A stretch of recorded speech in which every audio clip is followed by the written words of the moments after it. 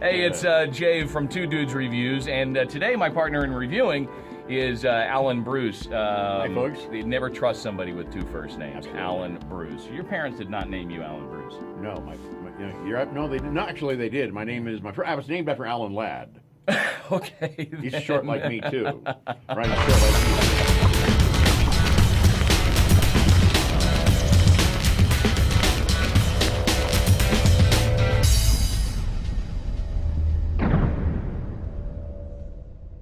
Today we are talking about... It's a great courtesy laugh, by the way. Thanks. We're talking about nasal snuff, and if you're not familiar with what nasal snuff is, it was brought about in the 17th century, so people have been utilizing this for a lot of years. Not very popular here in the States, and I blame it not on health issues or health detractors, it being a health issue for users. I blame it on the tobacco lobbyists from groups like R.J. Reynolds, because it's still very, very popular overseas. And today it's the Lowen-Prise. Looks like this, and I've heard it pronounced Lowen-Prise. I like to pronounce it Lowen-Prise over here. Yeah, that's better. This is a German snuff. It's 10 grams. In this.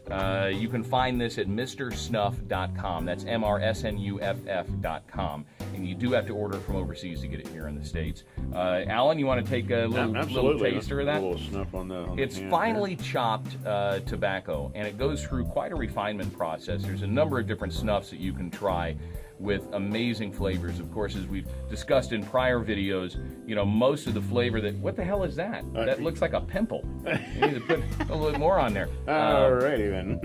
As we've discussed in the past, most of the flavor that you get from items comes from right here in the nose, not necessarily here in the palate. And so a snuff is really gonna blow up big.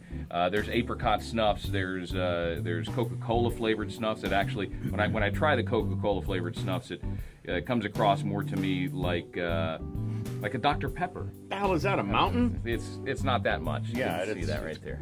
Holy Toledo. So is that going up one nostril? No, I separate mine. All right. Pinch up Here we one go. side, pinch All up the other.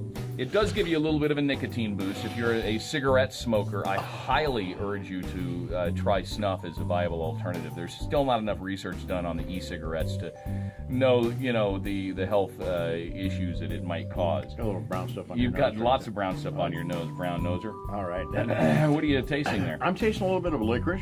Okay. And a little bit of honey. Yeah, and there is quite a bit of licorice out on the market. In fact, there's a snuff called anise, or if you want to be perturbing about it, you can call it anus. It comes in a little green thing, but if you love the flavor of licorice, man, Never say niece and anus in one sentence. I'll leave that up for you. No, Uncle leave Creepy. it. Really? No, that's actually very good. Yeah, a little bit of honey. There is definitely that menthol kick right at the beginning, which you're going to get on most snuffs. The menthol kick at the beginning, and then the flavors just kind of explode.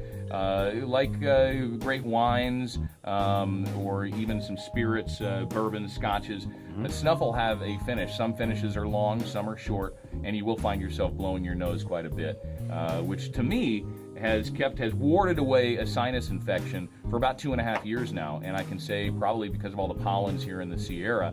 I used to get sinus infections annually, and because I'm constantly expulging the snuff out of my nose, I really think that it's taking a lot of the pollens and a lot of the other aggravators out of my sinus cavity. Well, it makes sense to me. And there are medicated snuffs that are out there and available. A dynamite one, again, Lowen-Prise. You might want to try this if you like licorice and honey. It's good stuff. It's Two Dudes Reviews. Thank you very much, Alan Bruce. Thank you, buddy. Appreciate I appreciate it. It's good Yeah. to see you, man.